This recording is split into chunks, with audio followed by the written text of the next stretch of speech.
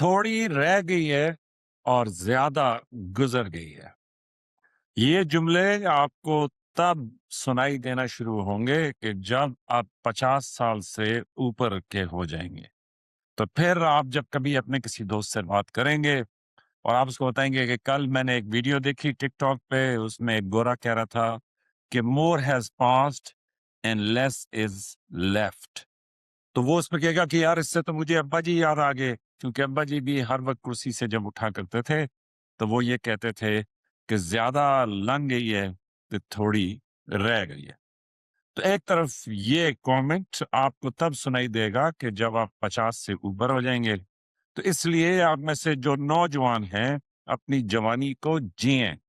اور جو میں آپ کو اکثر کہتا ہوں کہ سنیں سب کی، بالکل اپنے آپ کو کھلا رکھیں، کھلی کتاب کی طرح رکھیں، سب کی باتیں سنیں، سب کو سمجھنے کی کوشش کریں، لیکن اس پہ آخر میں اپنا انالیسس کریں اور پھر جو آپ کو پسند ہے اس کے اوپر آپ چلیں۔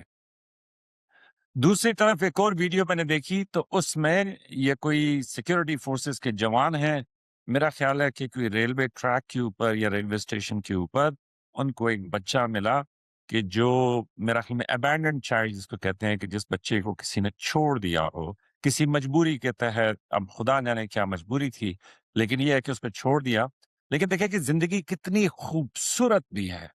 کہ یہ بچہ اس بوری میں، حالانکہ اس کو گٹو کہتے ہیں، کہ اس گٹو میں یہ بچہ جو ہے ہمارے بہت سارے بچوں سے زیادہ خوبصورت لگ رہا ہے۔ تو آپ دیکھیں کہ کیسے چمک رہا ہے وہ بچہ، حالانکہ ایک عام سے کیمرے سے کسی نے موبائل ویڈیو بنائی ہے اور اس نے وہ یہ چلائی ویڈیو، تو لیکن آپ دیکھیں کہ زندگی کتنی قیمتی، کتنی روشن ہے کہ یہ بچہ جو ہے ایسے چمک رہا ہے کہ جیسے ایک فرشتہ ہوتا ہے، ایک اینجل کی طرح جو ہے یہ بچہ چمک۔ تو اینی ویز بڑی سیریس باتیں میں نے کر دی۔ تو اہم خبر یہ تھی کہ فیلڈ مارشل سید عاصم منیر انہوں نے اپنا تہران کا جو دورہ تھا وہ مکمل کر لیا ہے، اور کہنے کی شنید یہ ہے کہ امریکہ اور ایران کے بیچ میں جو معاہدہ ہے وہ ہونے کے قریب ہے، اور اس میں فیلڈ مارشل سید عاصم منیر نے اپنا بھرپور کردار ادا کیا ہے، اور میرا خیال میں کہ انیشیٹو بھی انہوں نے خود ہی لیا تھا، اور انیشیٹو انہوں نے تب لیا تھا کہ جب، تو یہ دیکھیں یہ ہوتی ہے وہ جرنیلی ٹچ، کہ آپ ایک سچویشن کو دیکھ رہے ہیں، آپ نے آئیڈینٹیفائی کیا کہ اب وہ ایسا پوائنٹ ہے، جیسا نیپولین یہ کہا کرتا تھا نا کہ جی ویٹ اور فورس کے بیچ میں جو ٹائم ہے کہ کب آپ نے چوٹ لگانی ہے، اور اس چوٹ سے کتنا موشن آپ کو ملے گا، کتنی انرجی آپ کو ملے گی، یہ ہوتا ہے کمال ایک سینئر کمانڈر کا ایک بیٹل فیلڈ یا ایک بیٹل زون کے اندر وہ کیا کرتا ہے۔ تو بہرحال فیلڈ مارشل سید عاصم منیر نے اپنا دورہ مکمل کیا، اور ایک کامنٹیٹر کو میں سن رہا تھا، وہ یہ کہہ رہا تھا کہ فیلڈ مارشل سید عاصم منیر شاید دنیا کے وہ واحد شخص ہیں کہ جو کسی بھی ٹائم پہ فون اٹھا کر صدر ٹرمپ کے ساتھ بات چیت کر سکتے ہیں۔ اور صدر ٹرمپ سے ایک دفعہ پھر مجھے یاد آیا کہ میں ان کو سلام پیش کروں، اور سلام اس بات پہ پیش کروں کہ صدر ٹرمپ کے اوپر ایک اور قاتلانہ حملہ ہوا، اور جب وہ فائرنگ کی تو اس کے جواب میں سیکورٹی فورسز نے فائرنگ کی، اور اس میں وہ شخص ہلاک ہو گیا، اور ایک بائی اسٹینڈر جس کو راہگیر کہتے ہیں وہاں پہ گزر رہا تھا، تو اس راہگیر کو بھی ایک گولی لگی اور اسی کنڈیشن کریٹیکل ہے۔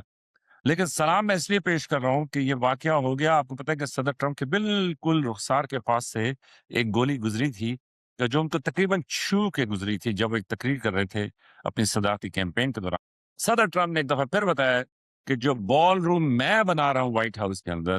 کیا بات ہے، کیونکہ بیسیکلی بلڈر ہیں یہ جو صدر ٹرمپ ہے،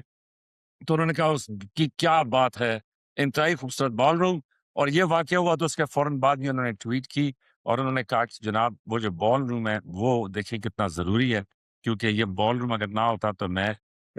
کیسے یہ جو بال روم، مطلب ان کی جو ساری اس ٹائم پہ ان کا دماغ جو پھنسا ہوا ہے وہ اس وائٹ ہاؤس کے بال روم کے اوپر ہے، کیونکہ ان کو وہ بہت شاندار طریقے سے بنانا چاہتے ہیں۔ تو اینی ویز یہ تھی آج کی ویڈیو، میں نے کہا میں آپ کے ساتھ شیئر کروں کہ اہم نیوز کیا ہے۔ تو دیکھیں آبنائے ہرمز کے اوپر سنا یہ ہے کہ ایران جو ہے وہ اپنے نیوکلیئر ہتھیاروں کے اوپر اس بات پہ ایگری کر گیا کہ ایران جو ہے وہ نیوکلیئر ہتھیار نہیں رکھے گا، لیکن ساتھ یہ جو آبنائے ہرمز ہے اس کے اوپر ایران اس بات کہ ایران کی کمپنسیشن بھی ہوگی، اور اس سلسلے میں میرا خیال ہے کہ ایران کے جو وزیر خارجہ ہیں وہ قطر پہنچے ہیں، اور قطر میں جو ان کے منجمد فنڈز ہیں جس میں $6 بلین تھے کہ جو بائیڈن صاحب نے ریلیز کیے تھے لیکن بعد میں پھر انہوں نے روک لیے، تو اس کو میرا خیال میں ریلیز کریں گے، اور اس کے علاوہ ایران کو تیل بیچنے کی آزادی ہوگی کہ جس سے ایران اپنی کمپنسیشن جو ہے وہ کر پائے۔